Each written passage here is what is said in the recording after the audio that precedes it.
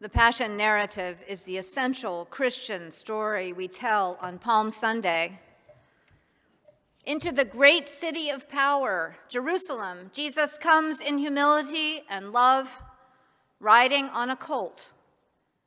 It is as if God approaches human power as Jesus comes into that city with the confidence of a humble servant.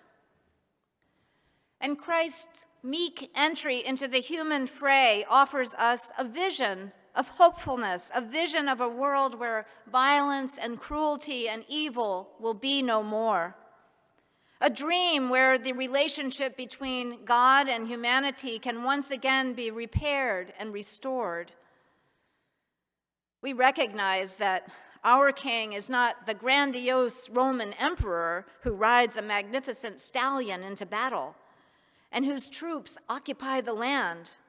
No, our true king is Jesus, riding this lowly colt. We laud and praise our king, waving our palm branches with great joy. But oh, how quickly does our narrative devolve and collapse to betrayal, denial, and death. From the story of Cain and Abel to the cross to the lynching tree, our brother's blood is crying out from the ground. And how shall God reply? And how do we move beyond what the acclaimed actor Anna Deavere Smith refers to as the narrative of brokenness? We are all broken in some way. And so we raise the question of how can grace under adversity function? God's reply in the face of human violence is to be the voice for the voiceless, those persecuted on the lynching cross of our own day.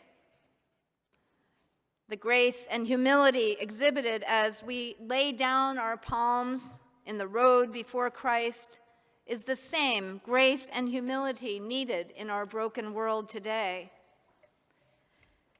And not just to lay down palms in the road, to even be the palms that Christ treads upon, as Andrew of Crete wrote in the 8th century. He said, "It is ourselves that we must spread under Christ's feet, not coats or lifeless branches or shoots of trees, matter which wastes away and delights the eye only for a few brief hours. But we have clothed ourselves with Christ's grace, with the whole Christ.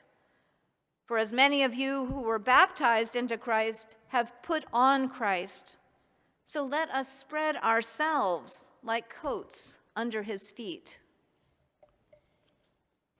And so as Jesus enters the city, it is God's grace under adversity that invites us to see in this Holy Week how Jesus does not take up the sword, but sacrifices human power in order to lift up God's power.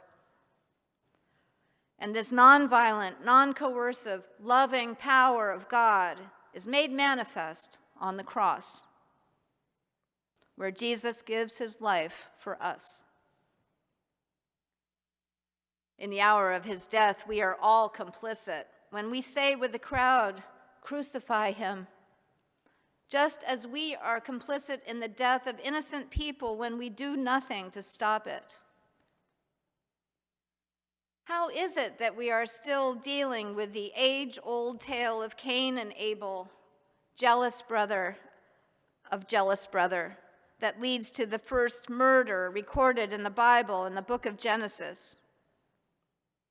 What will it take to get past just shaking our heads and saying the same words over and over again as it happens again and again, as if we were remotely watching some series on Netflix? Yet this is our passion narrative. We are the players in the play. We each have a role. To quote Deavere Smith, is this a prologue to a tragedy? Is it the first act of a tragedy? Or are we in the midst of a tragedy? Are we at the end of the tragedy, the conclusion of a dark, bloody, cautionary tale? Where are we in this grand, dark drama? It is a tragedy, perhaps, wrote Kurt Vonnegut, that human beings can get so much energy and enthusiasm from hate. Yet each of us can do something to stop the narrative of demeaning other people and throwing away precious human life, something to stop inequality. In the sacrifice of our beloved Jesus, we are called to sacrifice something of ourselves to end the evil and injustice of our world. Jesus, now lifted high upon the cross, has spent his brief life lifting others up, healing, teaching, loving. He is the way of life himself, even as he dies. Lifting others up is the way for all of us to have life and to have it more abundantly. So this Holy Week, let us walk along the way of the cross with Christ, taking up our own cross beside him. For by his sacrifice, he shows us the power of sacrifice. See what he gives up on our behalf. He bridges that chasm between God and humankind and reconciles us one to another. And so we lift him high, so high, and we become the palms beneath his feet as we follow him through his suffering and death. We can also follow his example of grace in the face of overwhelming adversity.